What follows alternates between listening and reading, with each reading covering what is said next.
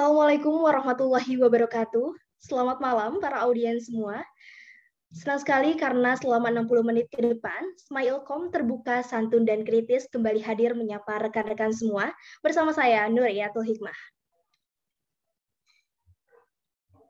Tentunya suatu kehormatan bagi saya karena pada malam hari ini telah hadir dua narasumber yang begitu luar biasa dan akan mendiskusikan tema yang sedang hangat diperbincangkan saat ini, yakni terkait dengan wacana penerapan aplikasi Peduli Lindungi di tempat-tempat ibadah, yang mungkin juga rekan-rekan audiens semuanya sudah pernah dengar.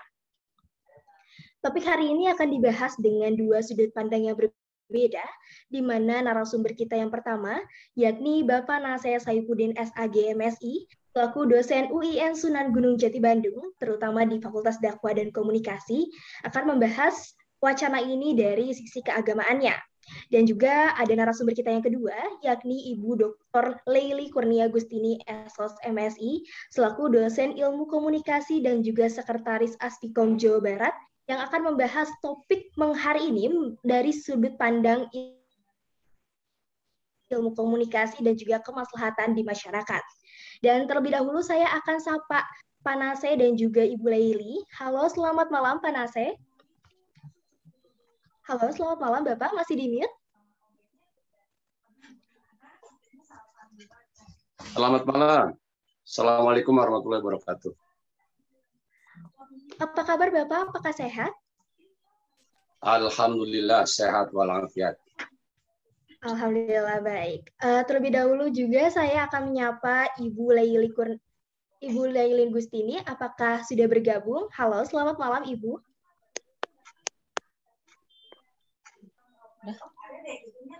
Baik, belum ada. Baik, kita akan menunggu sejenak rekan-rekan semua.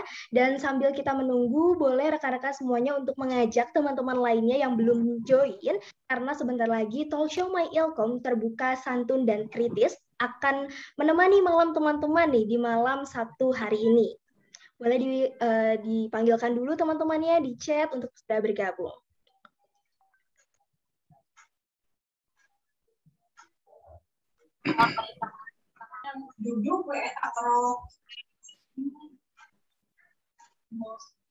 Sekali lagi saya sapa, apakah Ibu Leili sudah bergabung?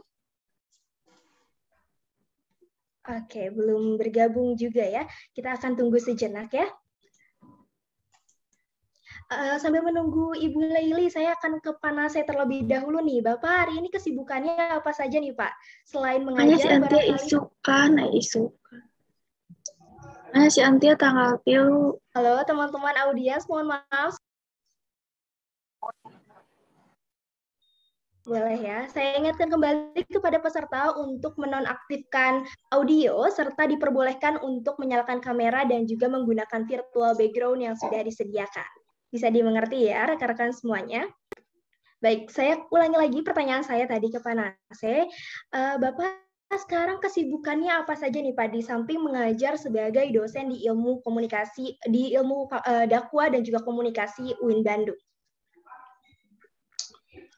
Ya, selain mengajar, saya juga hobinya ini kegiatan di Daikam Timas Polres Bandung, juga kegiatan fokus di Rumah Tahfidz Quran dan Khatmil Quran kan gitu ya. Masya Allah, luar biasa sekali. Jadi memang udah tidak diragukan lagi ya Pak Naseh ini untuk berbicara dari sisi keagamaannya.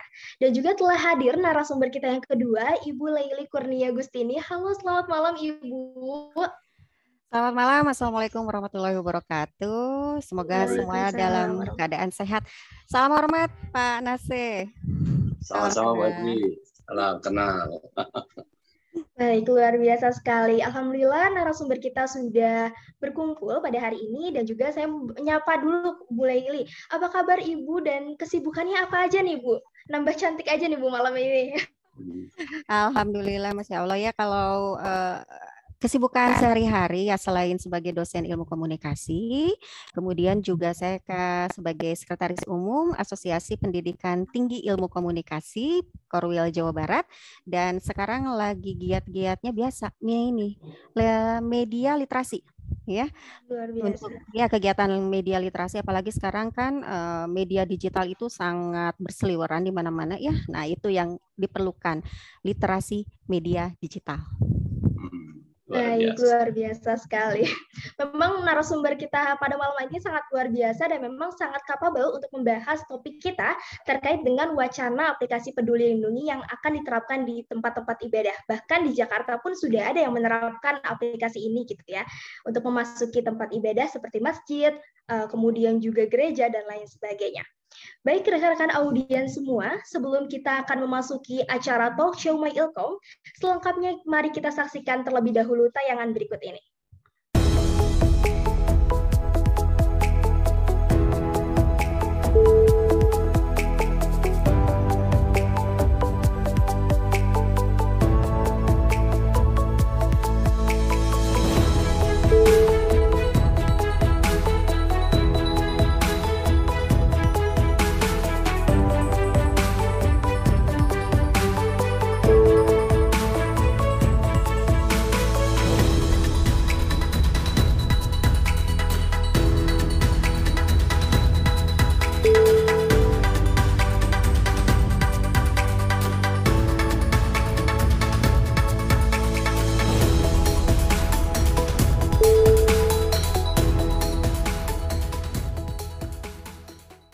Baik rekan-rekan audiens My Ilkom, kita akan segera masuk ke dalam acara. Namun sebelum itu, sedikit saya akan memberikan gambaran terkait dengan wacana penerapan aplikasi Peduli Lindungi yang akan diterapkan di tempat-tempat ibadah. Nah, keterangan ini tuh berangkat dari konferensi pers yang disampaikan dari Menteri Koordinator Bidang Perekonomian Airlangga Hartarto. Pada saat itu disampaikan di YouTube resminya Presiden, di Sekretariat Presiden, di mana beliau menuturkan bahwa banyaknya lonjakan kasus COVID-19 selama 2020 dan 2021 ini akibat adanya mobilitas vertikal pada saat Natal, Tahun Baru, dan juga pada tahun 2021 ini terjadi karena Hari Raya Idul Fitri ataupun Idul Adha seperti itu. Nah, menanggapi hal tersebut itu pihak Presiden dan juga jajarannya itu mulai menerapkan penggunaan aplikasi Peduli Lindungi yang ada di berbagai macam sektor, salah satunya adalah tempat-tempat ibadah. Nah, ini pun menindaklanjuti dari kegiatan vaksinasi massal yang dilakukan, di mana output dari vaksinasi itu sendiri adalah kita bisa mendapatkan sertifikat vaksin yang bisa diunduh dan juga bisa di-scan di aplikasi Peduli Lindungi untuk masuk ke tempat-tempat umum. Nah, memang sebelum di tempat-tempat ibadah ini banyak sekali tempat umum yang sudah menerapkan aplikasi Peduli Lindungi itu untuk masuk sebelumnya, seperti swalayan, tempat-tempat umum dan lain sebagainya. Nah, kemudian sekarang menjadi kayak sebuah pro dan kontra gitu. Orang-orang kalau misalkan mau ibadah dipaksa nih untuk membawa handphone ke masjid, ke Natal, ke gereja seperti itu untuk scan dulu nih udah vaksin atau belum gitu. Nah, itu tuh menjadi suatu hal yang sekarang tuh jadi kayak ada yang mau, ada yang enggak. Nah, hal-hal tersebut tuh yang menjadi topik pembahasan kita pada malam hari ini. Nah, dari keterangan tersebut, saya akan terlebih dahulu menuju Panase untuk memberikan tanggapannya. Silahkan kepada Bapak untuk memberikan tanggapannya terkait hal tersebut. Ya, terima kasih, Nadia. Setiap orang ya pasti akan berbicara dari background dan latar belakang dari mana dia latar belakangnya. Oleh sebab itulah, saya selaku dosen UIN akan berbicara dari sisi wahyu memandu ilmu dengan bingkai hayatul karimah. Artinya ini pendekatan saya adalah pendekatan normatif ya, tidak pendekatan sains atau kedokteran kan gitu. Di dalam agama ada yang disebut dengan ikhtiyat ya, ikhtiyat. Ikhtiyat itu artinya kehati-hatian, kewaspadaan. Ya. Kalau dalam bahasa infotainment mungkin check and recheck ya, atau cross check kan gitu. Ikhtiyat, hati-hati kan gitu. Dalam hal ini adalah mari kita maksimalkan ikhtiarnya, maksimalkan ikhtiar dan juga jangan sampai juga lupa berdoa kepada Allah Subhanahu wa taala. Di samping ikhtiar kehati-hatian juga ada istilah israf dalam agama itu. Israf itu adalah suatu kondisi di mana ketakutan yang berlebihan. Ya. Contoh misalkan kita butuh asupan makanan dan minuman gizi 4 sehat 5 sempurna. Tapi jangan israf. Kalau kita makan kekenyangan, yang tadinya halal jadi haram. Karena apa? Karena berlebih-lebihan. Ya, COVID-19 itu ada, ya, dan terjadi secara global ini kan gitu. Dan saya tidak pernah terpikirkan 5 tahun yang lalu ada kuliah daring kan gitu. Tetapi para saintek sudah menciptakan alat seperti ini. Ada Zoom, ada Zoom meeting segala macam. Saya sendiri yang tadinya gaptek kan jadi dipaksa untuk melek teknologi, minimal pengguna walaupun bukan produsennya kan gitu. Tetapi jangan berlebih, wala tufsidu fil ard. Dan janganlah engkau melakukan kerusakan di muka bumi. Innallaha la yuhibbul musrifin. Nah, sesungguhnya Allah tidak menyukai orang-orang yang melampaui batas. Maka dalam hal ini ungkapan lain adalah khairul umur ausatuha. Sebaik-baiknya perkara adalah pertengahan, seimbang kan gitu. I'dilu huwa aqrabu littaqwa. Berbuat adilah, karena berbuat adil dapat mendekatkan kepada ketakwaan kepada Allah Subhanahu wa taala. Artinya dalam hal ini saya percaya adanya COVID-19. Tetapi di sisi lain juga bagaimana kita bisa menjaga ruhani kita agar tetap optimis. Ya, tadi maksimalkan ikhtiar, tetapi tidak boleh israf, ketakutan yang berlebih-lebihan, atau yang disebut dengan budaya fobia. Ya, ketakutan yang berlebih-lebihan. Itu adalah barangkali untuk untuk stimulus. Silakan nanti kalau dalam bahasa komunikasi saya adalah sekurus-kurusnya ikan pasti ada dagingnya ya. Ambil dagingnya, tinggalkan tulangnya saja. Barangkali ada dagingnya apa yang dilakukan oleh saya. Terima kasih dulu.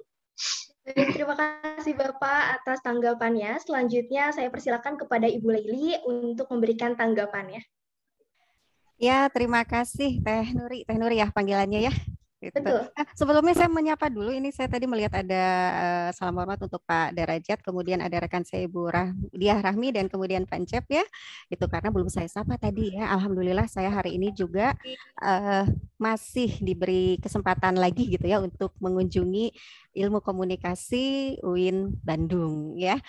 Mengenai tanggapannya gini aja sebentar ya. Tujuan pemerintah itu baik ya, untuk melindungi masyarakat gitu.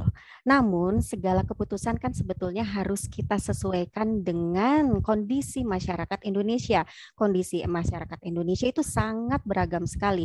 Apakah itu dari segi pendidikannya, dari segi sosial ekonominya ya. Nah, ketika suatu aplikasi itu diterapkan atau kita wacanakan untuk diterapkan kepada masyarakat Indonesia, apakah sudah tepat belum? Apakah melalui misalnya kajian kelayakan terlebih dahulu ya, baik misalnya dari segi contoh, ini berarti merupakan penggunaan terhadap teknologi digital gitu. Berapa persen dari seluruh penduduk masyarakat Indonesia gitu yang menggunakan atau menggunakan media digital? Nah, kalaupun menggunakan media digital, apakah semuanya sudah pintar menggunakan media digital tersebut? Itu sebetulnya. Yang kedua, apakah pengkomunikasian setiap kebijakan komunikasi kesehatan, ini berarti kajian kita adalah komunikasi kesehatan ya. Nah ini, apakah setiap kebijakan komunikasi kesehatan itu sudah bisa disosialisasikan atau dikomunikasikan dengan baik kepada masyarakat? Jangan-jangan ada yang nggak tahu Peduli Lindungi itu apa, dan saya yakin masih banyak yang belum tahu. Itu dulu aja sebentar ya. Baik, terima kasih banyak Ibu Laili atas tanggapannya. Selanjutnya saya mau ke Pak Nasir lagi. Tadi saya menggarisbawahi terkait dengan ikhtiar yang dilakukan. Nah, banyak polemik yang di masyarakat itu saya lihat bahwa cenderung beberapa kubu gitu ya menyalahkan kalau misalkan ya gimana kok COVID-19 gak banyak gitu karena orang berkerumun gitu. Dan bahkan pemerintah pun kerap menyarankan bahwa hari-hari besar itu dibatasi pergerakannya, kemudian juga sholat Jumat ataupun sholat dan aktivitas ibadah lain itu dibatasi safnya dan lain sebagainya. Padahal kan itu suatu hajat orang ketika beribadah gitu, orang yang beriman pasti mau melakukan hal tersebut sesuai dengan syariat agama seperti itu. Nah, menurut Bapak sendiri gitu, bagaimana Islam atau agama secara general menanggapi hal tersebut? Terima kasih. Ya, boleh terima kasih, dijawab barangkali sama Pak Nasir terlebih dahulu. Ya. Dalam agama Islam, dalam Al-Quran sudah diatur ya. Ati'ullaha wa ati'ur rasul wa ulil amri minkum. Taatilah Allah, taatilah Rasul, dan taatilah pemimpin di antara kita. Oleh sebab itulah, mentaati aturan pemerintah demi kebaikan masyarakat, itu adalah bagian dari perintah Allah. Dan ayatnya disebut dengan ayat-ayat qad yudilalah ya. Qad yudilalah itu artinya ayat-ayat yang mutlak benarnya, nggak bisa diragukan lagi. Oleh sebab itulah, karena ini adalah demi kebaikan masyarakat, PR kita secara berjamaah, alaikum berjamaah, bahwa ini adalah bukan tugas dinas kesehatan, bukan tugas anggota dewan, bukan menteri, bukan satpol pp dan sebagainya. Tetapi ini adalah tugas kita semua, termasuk kita juga secara pribadi adalah dunia akademis, kita adalah terpanggil untuk membantu menyelesaikan program ini. Oleh sebab itulah bagaimana adalah hari ini bagaimana mengedukasi masyarakat agar punya kesadaran untuk itu. Apa namanya tadi? Sayangi dan lindungi ya. Mengedukasi. Oleh sebab itulah saya selalu berulang-ulang nanya kepada anak, jadilah Anda sebagai pembicara didikan atau bukan pembicara dadakan. Jadilah sebagai mubalik didikan, bukan mubalik dadakan. Sebaliknya juga, mari kita menjadikan masyarakat didikan bukan masyarakat dadakan, yang dimana ada kesantunan ya, ada mutaknifi walubil kalimati ya, jangan menggunakan kalimat-kalimat yang tidak elegan karena itu akan mengandung dan menilai bagaimana tingkat kualitas pembicaraan itu dilihat dari kesantunan orang berbicara. Maka dalam perspektif komunikasi Al-Qur'an kan ada kaulan karima, ucapan yang baik, ada kaulan layyina, kaulan baligho, kaulan masyhura dan sebagainya. Ini adalah perspektif komunikasi dalam Al-Quran. Intinya, terus lakukan edukasi secara simultan sehingga muncul kesadaran bahwa menjaga diri itu adalah kewajiban untuk setiap individu. Ketika sudah memunculkan kesadaran individu, maka akan memunculkan kesadaran di tengah keluarga. Kalau sudah keluarga, maka lingkungan, negara, dan kota, dan sebagainya. Barangkali itu ya. Ini adalah pentingnya edukasi. Bagaimana mengedukasi masyarakat dengan penuh kesantunan. Su'urul mad'u bi annaka harisun tuhibbul khair. Aku sangat menginginkan kebaikan untuk kalian. Ini bahasa pemerintah. Ya. Termasuk ini Neng Nadia menjadi public speaking yang luar biasa bagus ini karena hasil latihan ini tidak mungkin dadakan kan seperti ini. Terima kasih. Baik, terima kasih banyak kepada Bapak Nase. Selanjutnya saya mau ke Bu Laili. Tadi juga sempat disinggung bahwasannya banyak orang yang belum tahu nih soal aplikasi Peduli Lindungi atau orang-orang tahu belum sih gitu aplikasi Peduli Lindungi itu. Dan juga tadi disinggung sama Pak Nase sendiri bahwasannya kita harus banyak mengedukasi. Nah, menurut Ibu Laili sendiri, bagaimana sih sebetulnya pendekatan komunikasi yang baik gitu untuk menyadarkan masyarakat supaya kebijakan-kebijakan yang dilakukan pemerintah termasuk dengan cara mengurangi orang-orang yang belum vaksin gitu untuk datang ke tempat-tempat umum seperti itu menjadi efektif gitu Bu. Barangkali boleh dijawab. Jadi sebetulnya begini ya, tadi banyak sekali saya juga dapat masukan dari Pak Nase ya. Jadi gini Neng, Nuri, kita ngobrolnya nyantai aja ya. Jadi betul, Ibu. Sekarang kita lihat dulu ya, untuk pengguna media digital saja ya di Indonesia itu kan ada sekitar 202 juta pengguna internet. Ya, nah sedangkan yang menggunakannya atau mobile phone atau mobile seluler ya sebanyak 345 juta itu kira-kira melakukan koneksi telepon seluler. Nah, populasinya segitu ya, tapi kok yang menggunakan lebih banyak? Karena dari kita memang banyak yang menggunakan lebih dari satu gawai ya. Mungkin dengan dia juga iya. Panasnya mungkin bisa 3 ya misalnya gitu. Nah, tapi makanya dilihat dari sini itu kan pemerataan, tidak terjadi pemerataan ya, tidak terjadi pemerataan misalnya. Barangkali di pelosok-pelosok atau tidak terlalu di pelosok lah, di kota kecil juga banyak ternyata yang masih belum menggunakan gawai. Itu yang pertama ya. Jadi kesiapan orang-orangnya ya. Aplikasi Peduli Lindungi ini kan mau tidak mau menggunakan media teknologi komunikasi ya. Kedua ya, Orang Indonesia kemarin mendapatkan peringkat sebagai orang yang untuk media literasi atau budaya membacanya itu paling rendah se-Asia Tenggara, ya, di bawah, di atas Vietnam. Kan ini miris sekali, ya. Selain mereka juga budaya membacanya, ya, darurat membacanya juga, belum bagaimana bisa memilah informasi yang betul seperti ini. Nah, dari segi kebijakan itu sosialisasi pun kurang. Di sini juga akhirnya ketika wacana peduli lindungi ini ada sekitar 6 sektor, ya, termasuk di dalamnya adalah rumah ibadah. Tetapi kemudian beberapa saat kemudian, ya, beberapa waktu kemudian, Menteri Marves, ya, Maritim dan Investasi itu mengeluarkan juga bahwa ternyata aplikasi lindungi itu hanya untuk di mal. Ini yang benar kan yang mana?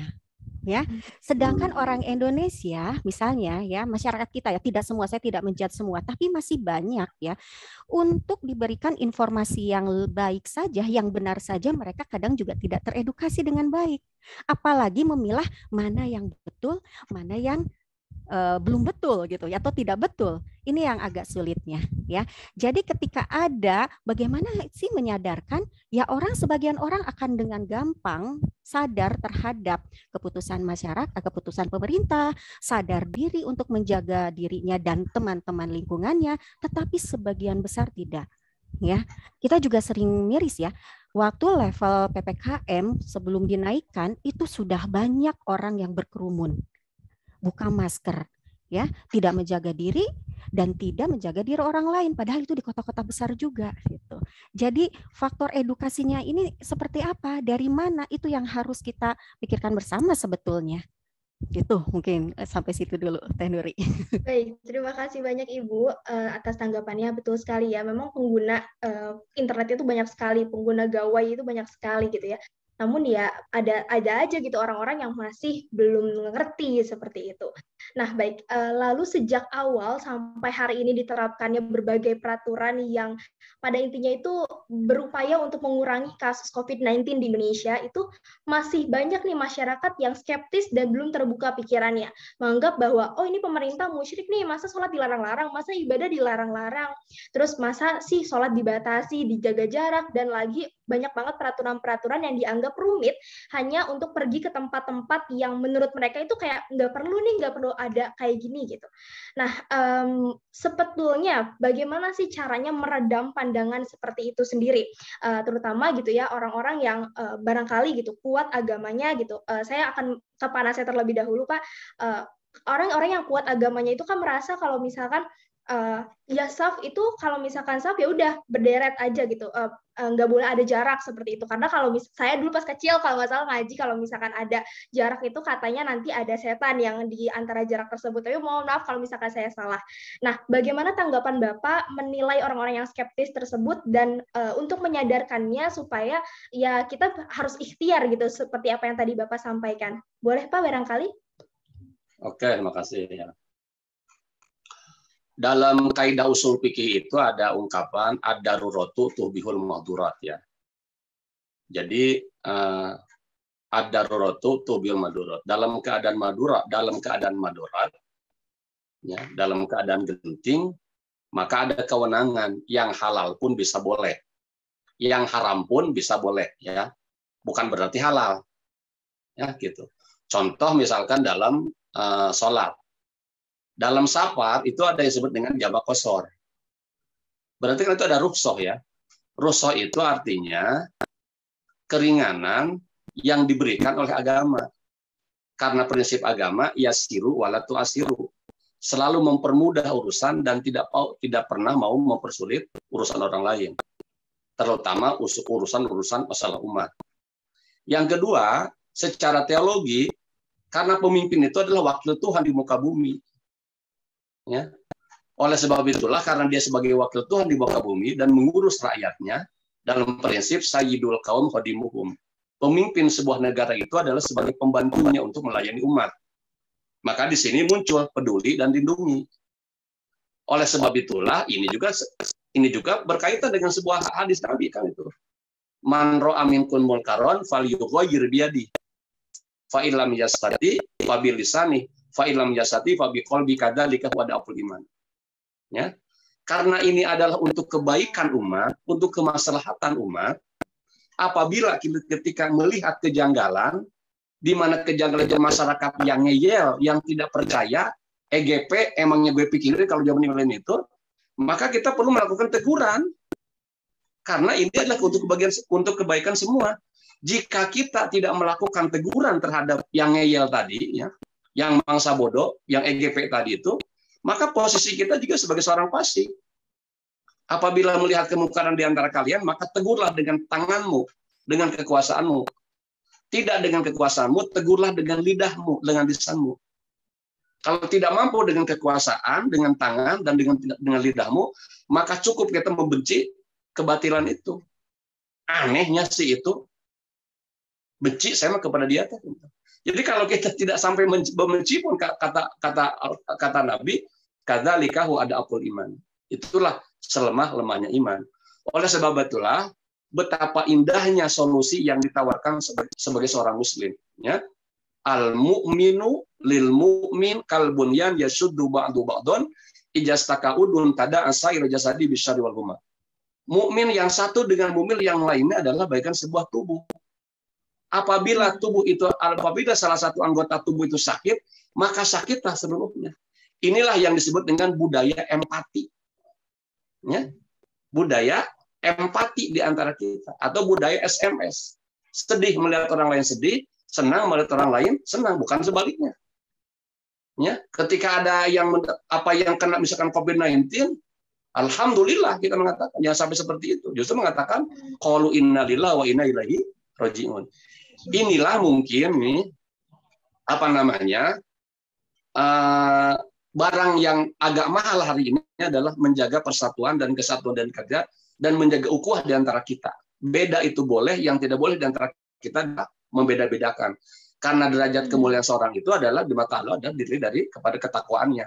Sukses dan tidaknya seorang itu bukan karena label-label banyaknya, bukan keluar dari universitas yang ternama, Bonapi, atau berjaya di akademis. Bagaimana dirinya bermanfaat untuk umat. Itulah definisi sukses menurut Islam. Oleh sebab itulah saya ngomong ke teman-teman mahasiswa. Jika kalian belum bisa bermanfaat untuk orang lain, minimal antum jangan menambah masalah. Kan gitu. Jadilah Anda solusi, bukan bagian dari masalah. Kan itu. Terima kasih. Silahkan dilengkapi. Baik, luar biasa sekali Manase. Beda tapi jangan membeda-bedakan. Baik, selanjutnya boleh tanggapan dari Ibu sendiri gitu. Bagaimana sih caranya menyatukan orang-orang yang tadi masih skeptis dan juga barangkali boleh meneruskan tadi pendapatnya dari Manase? Menyatukan orang-orang yang skeptis ya. Ini Indonesia aja terdiri dari berbagai suku, ras, ya, belum lagi ideologi sangat unik sekali kalau masyarakat Indonesia ya.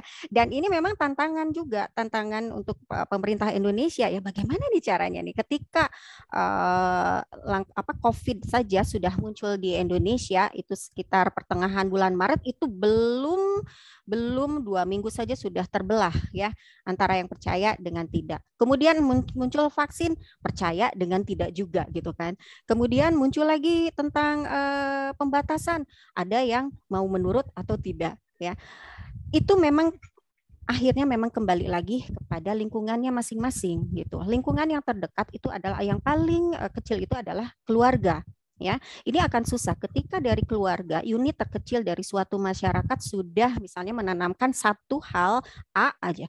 Nanti itu akan kuat, kecuali kalau misalnya dia mendapatkan edukasi lagi dari lingkungannya. Ya, itu memang PR di semua lingkungan gitu ya.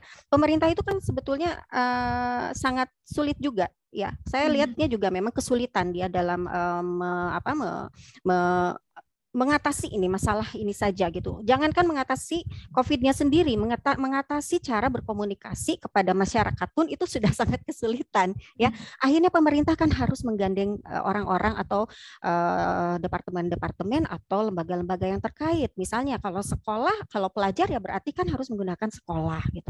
Ya, kalau misalnya pegawai berarti melalui perusahaannya, namun ini sejauh mana gitu. Sedangkan ya komunikasi yang dilancarkan oleh pemerintah juga kadang-kadang menjadi blunder gitu. Ya, ini mau lewat siapa? Ya, untuk Menteri Perekonomian sudah berbeda ternyata dengan Menteri tadi Marves gitu. Ya, itu memang PR yang besar untuk masyarakat Indonesia. Baik. Baik, terima kasih banyak Bu Laili atas tanggapannya.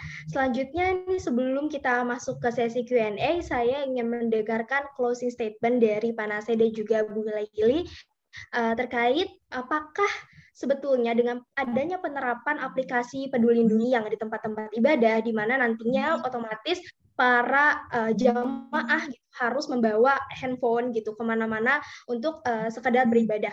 Lalu kan di masjid-masjid ataupun di gereja itu kadang dilarang untuk membawa handphone atau harus menonaktifkan handphone gitu. Apakah kebijakan? Assalamualaikum. Kuliah lah saya. Jadi mana Pak Ustadz? Menuju kuliah lah.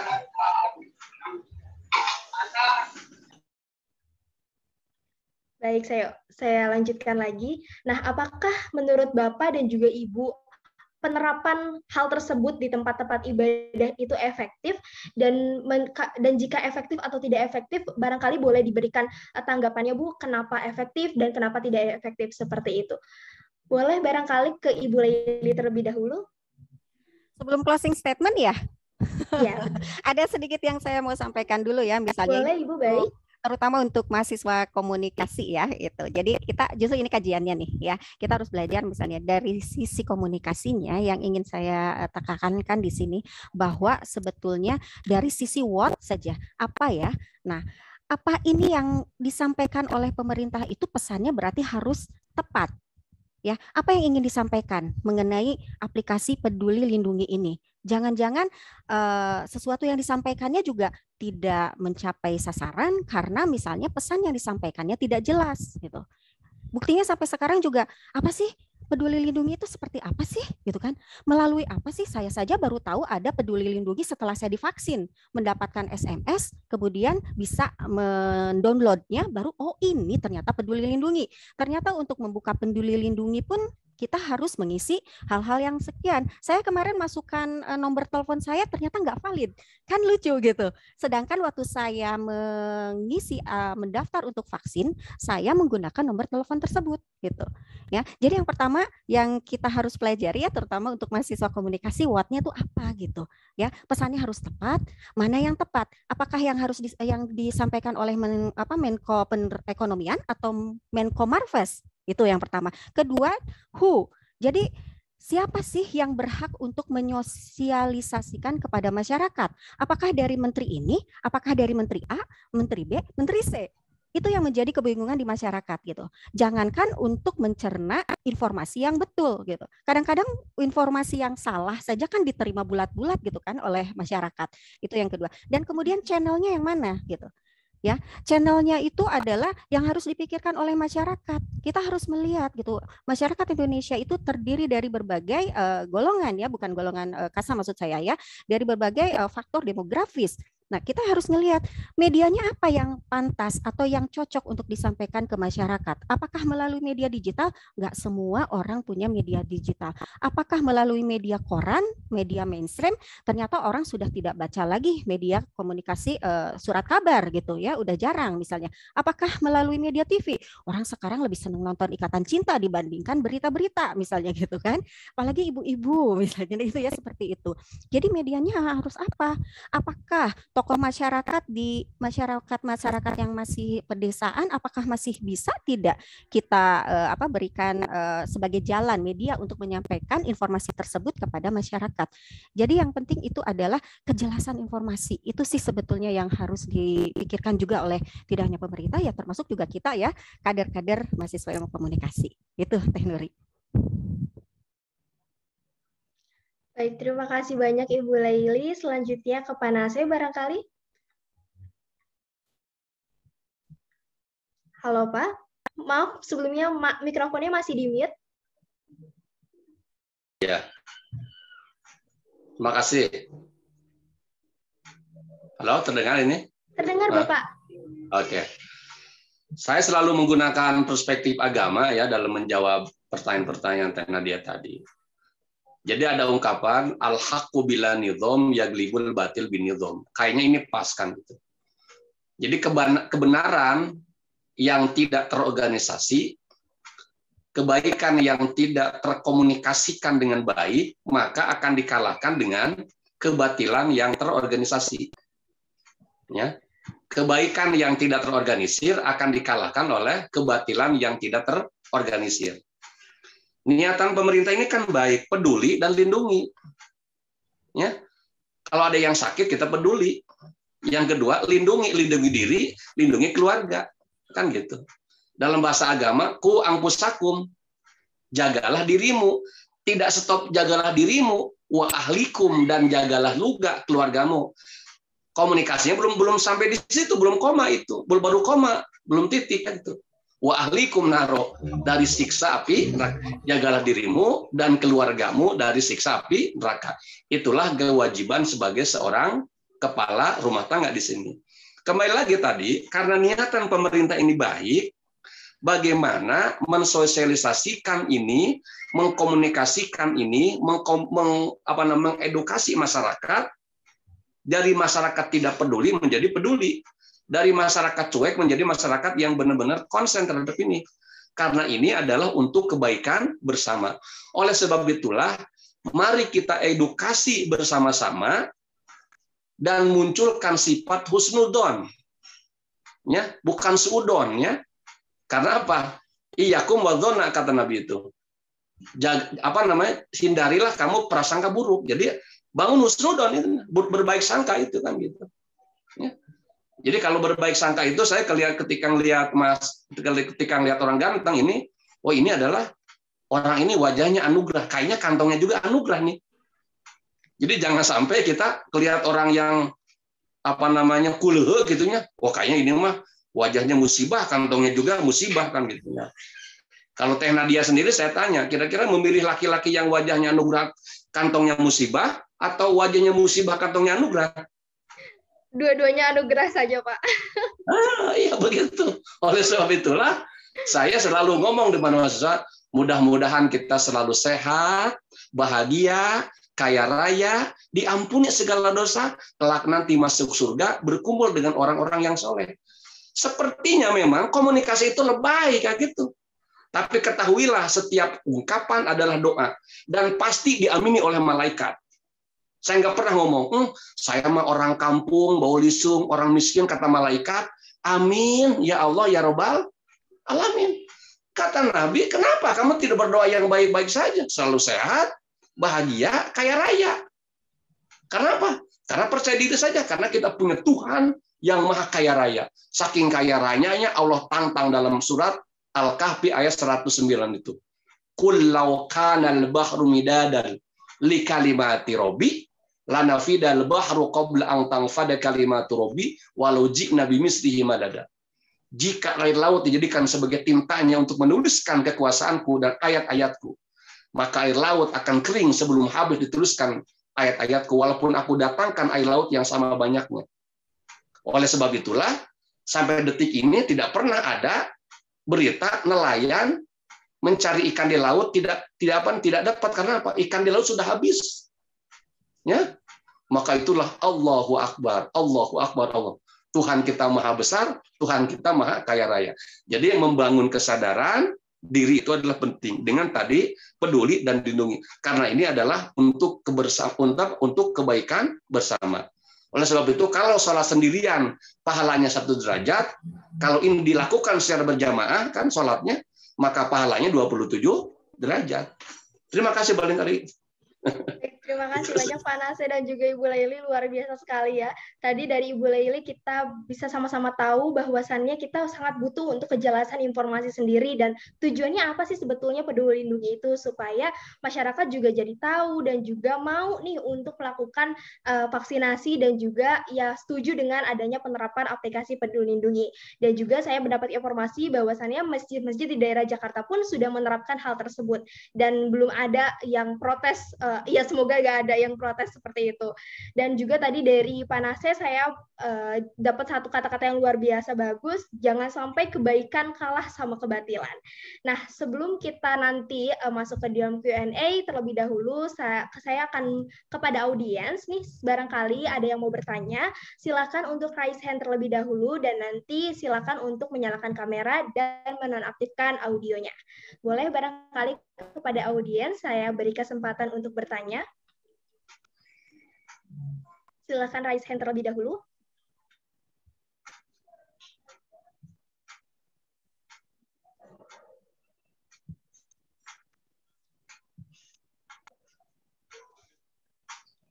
Oke, baik.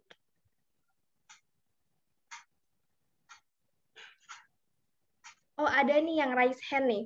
Boleh kepada Atalah, disilahkan.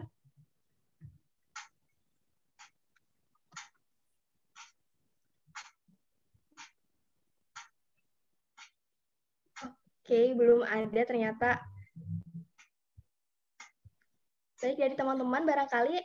Oke, kalau misalnya belum ada, saya mau bertanya terlebih dahulu nih, sambil nunggu teman-teman bertanya kepada Bapak dan juga Ibu. Menurut saya, kalau misalkan untuk penerapan aplikasi Peduli Lindungi itu, bukan menurut saya sih, maksudnya yang saya lihat gitu. Kenapa orang-orang banyak kayak belum tahu informasi dan lain sebagainya, karena memang sosialisasinya sendiri belum ada gitu.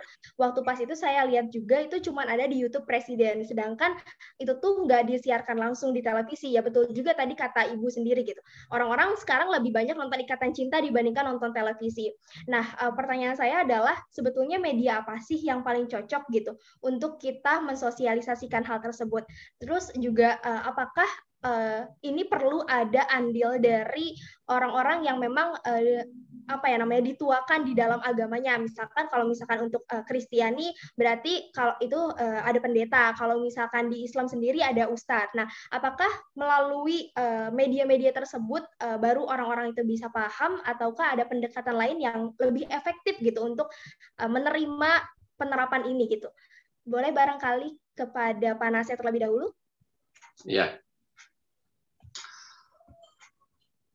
Pengalaman saya begini, Teh Nadia ya.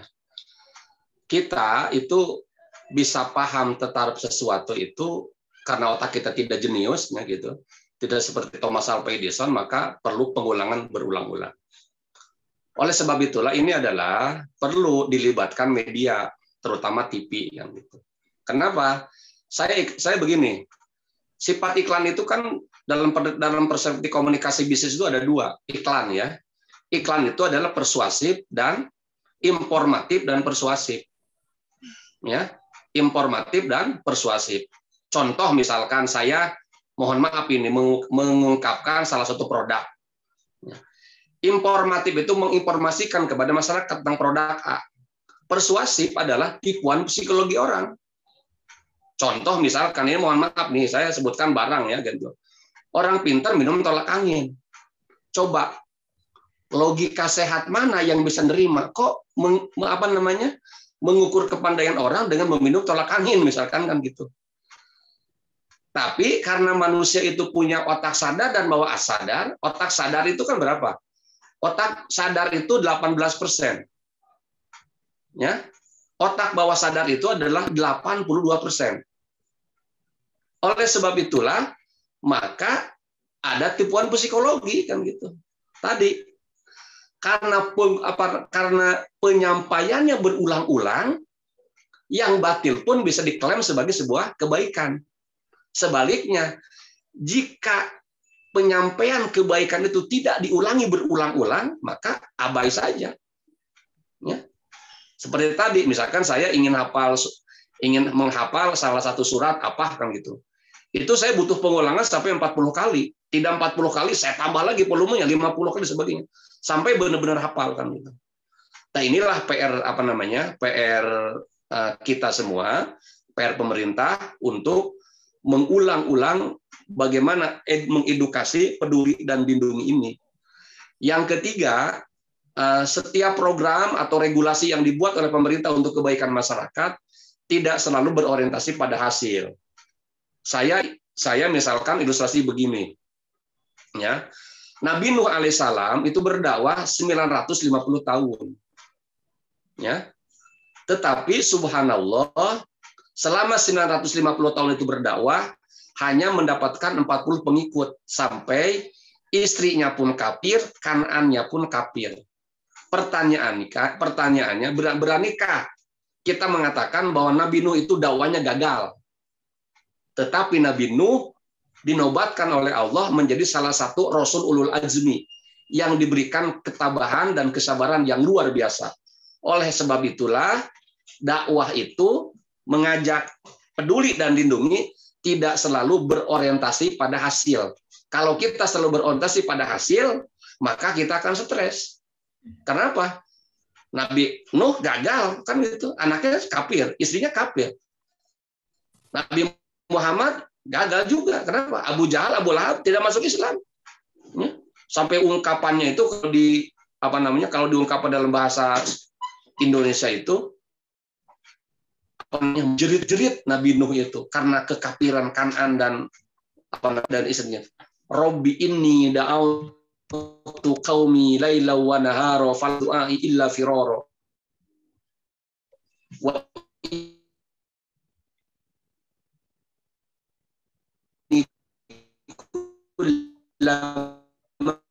da'awtahum litaghfira lahum ja'alu fi adanihim. Bukan mereka semakin mendekat, dan lagi-lagi ketika itu ajak mereka untuk lindungi dan peduli, mereka memasukkan jarinya ke telinga begini dan menutup mukanya dengan kain, dan mereka berjalan di muka bumi dengan penuh kesombongan. Itu tadi bahasa hari ini adalah EGP. Emang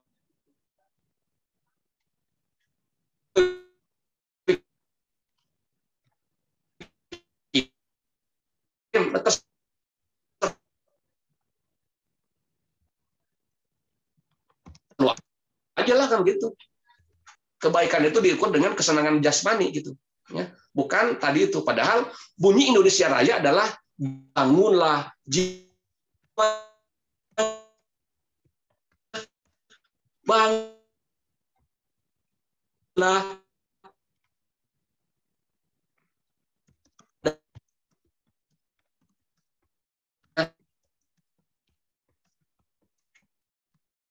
untuk Sepertinya suara panasnya terputus-putus ya. Raya. Halo, Panasnya. Tidak ada kata jiwa.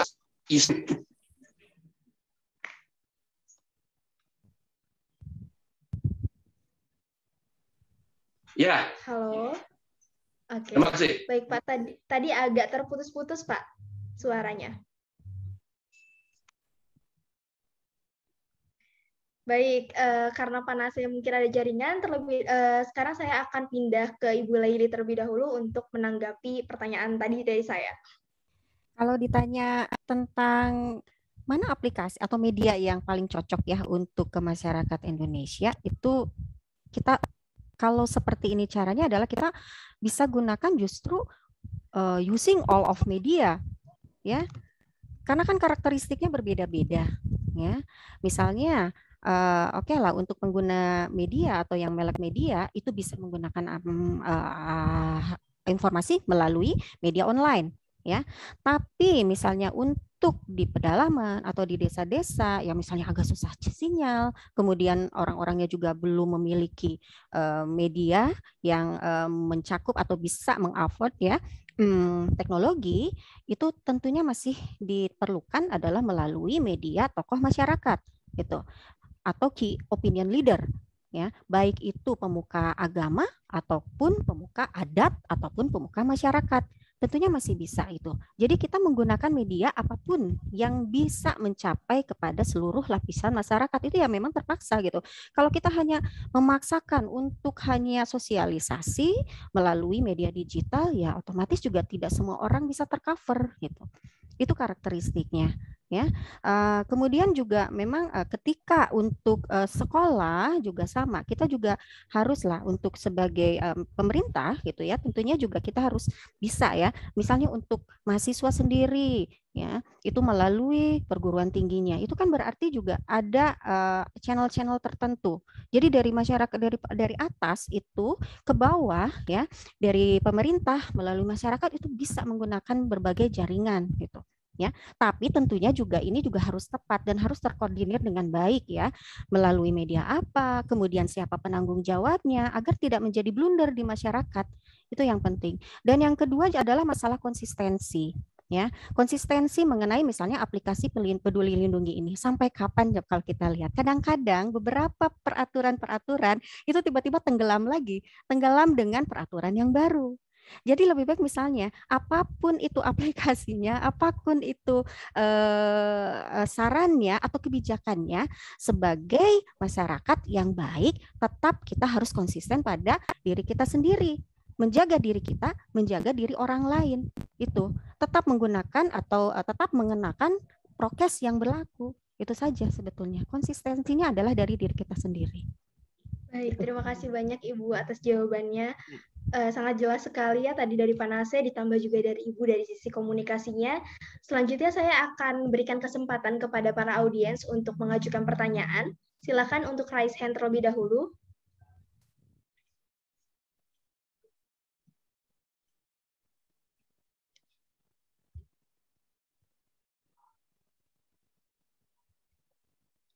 Apakah ada dari audiens? Kita masih menunggu nih. Ayo jangan malu-malu, tadi banyak banget nih yang PC sama saya nih, kayaknya pengen untuk bertanya gitu. Dan memang topik ini pun diangkat karena adanya keresahan dari orang-orang sebenarnya apa sih aplikasi Peduli Lindungi itu. Terus juga emang benar mau diterapin di tempat-tempat ibadah. Kebayang dong nanti kalau misalnya ke UIN Bandung kan, karena aplikasi dulu, tapi kan kita belum tahu kejelasannya seperti apa. Nah makanya dibahas di sini. Boleh barangkali teman-teman semuanya yang ingin bertanya. Sepertinya Abdul Manap raise hand. Boleh Abdul Manap pertanyaannya? Halo, Assalamualaikum. Waalaikumsalam. Apakah suara Manap terdengar dengan jelas? Terdengar Manaf. Disilahkan untuk pertanyaannya. Oke, terima kasih. Sebelum ke pertanyaan, tadi juga saya menyimak perihal media ya, bagaimana media menyuarakan komunikasi-komunikasi kebijakan pemerintah perihal penggunaan aplikasi Peduli Lindungi, terus juga vaksinasi dan juga informasi-informasi perihal COVID ini. Memang benar sebenarnya penyebaran informasi di media itu tidak nyampe ke perkampungan yang begitu terpencil gitu. Nah, disitulah mungkin peran pemerintah desa, peran pemerintah yang sekitar lingkungan di situ emang benar-benar dibutuhkan gitu. Karena media juga tidak nyampe, internet juga tidak sampai, dan juga televisi juga tidak begitu intens memberitakan, karena yang ditontonnya juga misalkan daripada masyarakat itu lebih kepada sinetron gitu ya. Nah, tadi Ibu Lali juga menyampaikan bahwasannya perlunya juga kerjasama antara pihak pihak pemerintahan dan juga pihak keagamaan. Nah, untuk pertanyaannya perihal penerapan aplikasi Peduli Lindungi ini sampai kapan sih, maksudnya tuh kita bagaimana sih kebanyakan itu Pak, apa namanya tuh efektivitas penerapan aplikasi Peduli Lindungi ini gitu, terutama di sekolah-sekolah gitu. Apakah di sekolah juga perlu gitu? Tapi sekolahnya itu bukan sekolah perguruan tinggi, tapi sekolah SD ataupun SMA gitu. Kan biasanya kalau SD itu kan tidak vaksinasi gitu ya. Nah, apakah itu juga perlu gitu diterapkan aplikasi Peduli Lindungi ini gitu, terutama di daerah pelosok. Baik, terima kasih. Terima kasih kepada Bu Leli dan juga Panase. Baik, saya terlebih dahulu nih pertanyaan itu dilempar kepada Ibu Laili terlebih dahulu. Oke, terima kasih pertanyaannya ya. Ini Mas, Kang, atau mahasiswa ya? Mahasiswa. Ya, dari Kang Abdul Manap ya. Ya, jadi kalau disebutkan apakah perlu di sekolah, ketika memang itu sudah sampai ya, sudah diadopsi oleh sekolah, ya lebih baik ya diterapkan gitu. Tapi pertanyaannya, apakah ini semua masyarakat sudah siap untuk menggunakannya? Contoh, mohon maaf kemarin teman saya di kantor dia sampai gini, aduh saya nggak bisa nge-scan, ini handphonenya udah handphone lama katanya begitu ya. Akhirnya dia gini, apa saya harus ya beli handphone baru? Katanya agar dia nge-scan itu, scan barcode yang aplikasi lindungi itu. Nah itu apa seperti itu kan bagiannya akhirnya menghambat juga. Ya, akhirnya menghambat juga. Nah ini yang harus kita harus semua pemerintah terutama ya. Terlebih dahulu bentar Ibu, sebentar mohon maaf. Kepada audiens dipersilakan untuk menonaktifkan terlebih dahulu ya audionya supaya kita tidak banyak noise. Baik, terima kasih Ibu, maaf dilanjutkan kembali. Ya, jadi kalau ketika kita sudah siap, itu adalah anjuran pemerintah dan anjuran pemerintah itu baik, maka kita bisa laksanakan gitu. Ya, tapi memang harus ada solusi terhadap ya tadi sebagian masyarakat yang memang tidak bisa atau menemui kendala untuk melakukan aplikasi atau menerapkan aplikasi Peduli Lindungi ini gitu. Ya, seperti tadi memaksakan untuk memberi handphone hanya karena dia bisa, aduh saya nanti nggak bisa belanja ke mall ya. Akhirnya dia memaksakan misalnya, apa saya harus beli handphone ini katanya karena saya nggak bisa nge-scan nih gitu ya handphonenya gitu. Nah kemudian juga sama di sekolah ya. Di sekolah ketika yang bisa ya bisa saja, tetapi yang tidak bagaimana? Ini kan harus harus dicari lagi solusinya ya dari pemerintah. Nah kalau untuk di pelosok ya tetap saja kita juga harus bisa menemukan key opinion leader di sana. Karena kan dari lapisan masyarakat itu ada yang pionir ya terhadap inovasi-inovasi. Kemudian ada yang disebut dengan early majority adopter ya. Orang yang bisa mengadopsi mengadopsi kebijakan atau inovasi baru lebih dulu dibanding orang-orang yang secara umum. Nah, ini jumlahnya lebih sedikit gitu.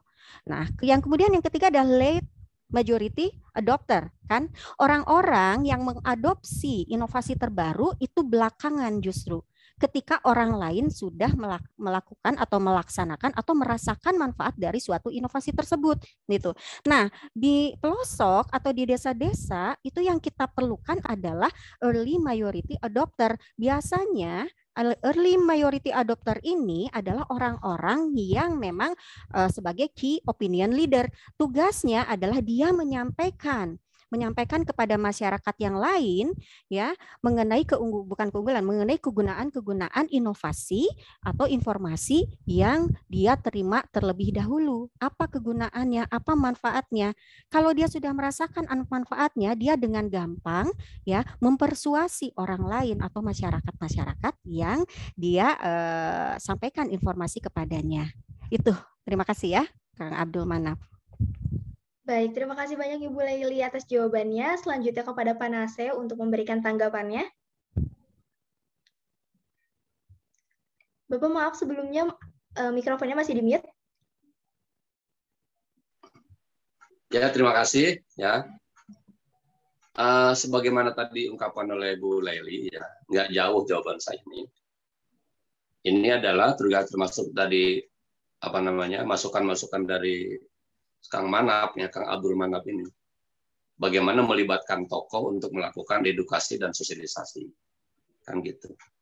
Jadi kan mohon maaf kan gitu. Kalau bahasa tokoh itu kan kalau dalam versi orang awam itu disebut dengan manusia setengah dewa ya gitu. Manusia setengah dewa itu akan sami nawa atau dengar dan ikuti kan gitu. Jadi disebut dengan komunikasi kepengikutan. Bagaimana kalau saya tergantung suku adat saja kan gitu ya. Kayak suku adat Baduy kan gitu ya, tergantung ketua kelompoknya itu yang yang perlu kita lakukan. Yang kedua tadi seperti ilustrasi literasi ya, literasi kita itu di bawah Vietnam, bahkan konon katanya kita itu adalah termasuk nomor 62 ranking ke 62 di dunia ini. Betapa budaya baca dan budaya literasi kita itu begitu lemah lah gitu, sehingga masyarakat kita itu masuk kepada budaya instan, segera ingin cepat kan gitu, tidak mau menjalankan sebuah proses. Kembali lagi, maksimalkan edukasi secara simultan ya, secara berurang-urang, walaupun hasilnya tidak bisa kita prediksi. Nah, namanya juga perkiraan cuaca. Diperkirakan hari ini Bandung dan sekitarnya hujan. Oh, ternyata tidak.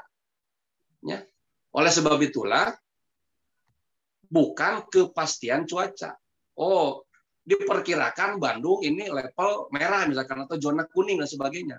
Itu kan perkiraan ya. Perkiraan. Jadi sehebat apapun perkiraan itu, apalagi ilmu pengetahuan menghasilkan kebenaran objektif dan subjektif. Bukan kebenaran yang mutlak. Oleh sebab itulah bagaimana kita mengedukasi diri ini untuk tetap tadi itu habit ya. Budaya tetap sehat lahir batin, agar tetap menjaga bahagia setiap hari dan sebagainya dan sebagainya. Karena apa? Karena tekanan batin itu akan lebih dominan. Ya, penyakit psikis itu akan lebih dominan dihinggapi oleh COVID ketimbang penyakit lahiriah kan gitu. Ibarat seperti itu. Kalau saya main-main dengan mahasiswa kan gitu. Kalau Anda pernah sakit hati dengan peyempuan, maka jawabannya carilah peyempuan yang lain. Jika Anda pernah sakit hati, makalah carilah hati yang lain. Tidak bisa digantikan dengan dengan paha ayam dan sebagainya. Cari hati lagi. Sebetulnya. Oleh sebab itulah kita harus toleransinya, senang terhadap berbagai macam perbedaan, dan oleh sebab itulah juga pemerintah yang membuat regulasi tentang peduli dan lindungi ini juga tidak alergi dikritik, karena pemerintah sendiri adalah bukan dewan, sama-sama mahasiswa, sama manusia kan. Ya. Oleh sebab itulah kewajiban kita adalah menyembuhkan. Oleh sebab itulah kalau saya lebih jauh lagi, ya, seorang punya kebaikan 9 dan punya kejelekan 1, maka kita berbondong-bondong akan menghukumi keburukannya yang 1 itu. Padahal kebaikannya masih ada 9. Itulah budaya kita hari ini. Ya, gitu. Kalau kebaikannya nggak pernah diapresiasi, muncul di keburukannya, wah rame-rame kan, itu mengkomen dan sebagainya, apalagi mendiskreditkan, ya itulah kan gitu. Maka selalu saya katakan tak ada manusia yang sempurna, kesempurnaan milik Allah, dan kesempurnaan milik roh kesempurna, dan milik sempurna kretek, dan sempurna milik kan gitu. Sedangkan saya adalah manusia yang penuh dengan berbagai macam kekurangan, kan gitu. Terima kasih ya Teh Nadia. Luar biasa sekali Pak Nase, luar biasa sekali selalu memberikan singkatan-singkatan dan juga ungkapan-ungkapan yang sangat muda sekali nih, sangat bersahabat sama anak-anak muda zaman sekarang gitu. Jadi mudah dipahami untuk penerapannya. Nah, tidak kerasa rekan-rekan audiens semuanya sudah 1 jam nih saya menemani rekan-rekan semuanya. Sekali lagi saya mengucapkan terima kasih banyak kepada Bapak Nase Saifuddin SAG MSI dan juga Ibu Dr. Laili Kurnia Gustini SOS MSI atas keluangan waktunya untuk bisa bergabung di acara My Ilkom pada malam hari ini. Dan sebelum saya menutup, barangkali ada dari Pak Nase dan juga Ibu Laili yang hendak disampaikan. Ya. Khairun nas anfa'uhum linnasnya, sebaik-baik manusia adalah orang yang paling bermanfaat untuk orang lain. Kalau harimau mati meninggalkan belang, mudah-mudahan saya mati meninggalkan kebaikan, dan nauzubillah, jangan sampai saya mati meninggalkan hutang. Seburuk-buruknya ikan, pasti ada dagingnya, ambil dagingnya, dan buang tulangnya. Terima kasih, mohon maaf atas segala kekurangannya, termasuk ke Bu Laili, terima kasih, mudah-mudahan menjadi ladang amal soleh. Ya. Oleh sebab itulah saya ingat pada pada puisi W.S. Renda dalam detik-detik kematiannya. Saya ingin bacakan seperti itu. Banyak orang hidup meminta kekayaan kepada Tuhan, padahal hidup itu sendiri adalah kekayaan yang tidak pernah ternilai. Bukan karena malam ini indah aku tersenyum, tetapi karena dia tersenyum, segalanya menjadi indah. Terima kasih. Assalamualaikum warahmatullahi wabarakatuh. Waalaikumsalam warahmatullahi wabarakatuh. Luar biasa sekali Bapak. Saya nih kalau misalkan kata anak muda nih baper nih Pak, kedengar puisi dari W.S. Rendra. Baik, Baik, barangkali boleh dari Ibu Laili untuk menambahkan. Apa ya? Saya jadi bingung nih. Tadi Pak Nasir kan ambil ikan ya, itu. Saya jadi lapar juga nih jadinya. Ibaratnya kan ikan saja kan berguna ya gitu. Ya. Nah sekarang kita sebagai manusia juga kita harus berguna. Setidaknya gini, kita sudah mulai dewasa ya, maksudnya. Apalagi juga UIN juga kan termasuk yang pastilah di dalamnya itu ada gitu ya penuntutan ya bahwa kita itu harus menjadi berguna. Tidak hanya bagi diri kita sendiri gitu. Mulailah dari sekarang kita menggali sesuatu dan kita itu menjadi seseorang yang berguna tidak hanya bagi diri kita sendiri gitu ya. Kita harus hablum minanas itu seperti apa kan, tidak hanya hablum minallah saja kan. Nah berarti kita itu harus berguna pula bagi orang lain. Bagaimana bergunanya? Banyak. Apalagi orang komunikasi, kita harus bisa berbuat baik tidak hanya dari perkataan saja, tapi attitude kita juga.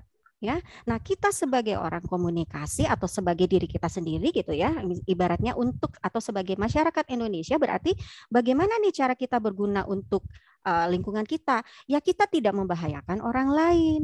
Ya, kita membuat orang lain nyaman dengan kita. Ya, kalau dikaitkan dengan masalah pandemi sekarang, ya mulailah dari sekarang kita menjaga progresnya kita masing-masing. Kita sayangnya tidak hanya diri kita sendiri, tetapi orang lain. Ya, dengan sekaligus juga itu kan berarti kita berguna bagi negara kita kan, membantu pemerintah untuk menurunkan misalnya tingkat pandemi ini. Jadi lebih baik sekarang ini kita tidak hanya berguna bagi diri kita sendiri, tapi kita juga berguna bagi orang lain. Itu saja mungkin Teh Nuri. Baik, luar biasa sekali. Terima kasih banyak Ibu Laili atas tanggapannya. Dari tadi Pak Nase dan juga Bu Laili kita dapat banyak banget ilmu ya, yang juga udah disimpulkan gitu sama Bu Laili dan juga Pak Nase di akhir closing statement juga. Intinya adalah kita harus sama-sama saling tahu tentang apapun kebijakan pemerintah dan ambil tujuannya baik buruknya gitu. Jangan sampai termakan oleh hoax, kemudian juga hal-hal yang tidak bisa dipertanggungjawabkan seperti itu. Dan senang sekali tentunya saya bisa memandu acara Mailcom pada malam hari ini, dan juga semoga apa yang kita bahas pada malam hari ini bisa bermanfaat dan ambil yang baik, buang yang buruknya. Dan sedikit informasi bahwasannya Mailcom ini tayang setiap hari Jumat malam 2 minggu sekali pada pukul 19.30 dengan tema-tema yang tentu saja menarik dan aktual. Dan untuk itu sekali lagi saya mengucapkan terima kasih kepada Bu Laili dan juga Pak Nase. Mohon maaf apabila banyak sekali kekurangan dan juga kesalahan dari kami selaku panitia dan juga saya pribadi. Akhir kata, saya Nuriyatul Hikmah selaku pembawa acara dan segenap kru mengucapkan terima kasih. Sampai jumpa di acara Mailcom berikutnya. Wassalamualaikum warahmatullahi wabarakatuh.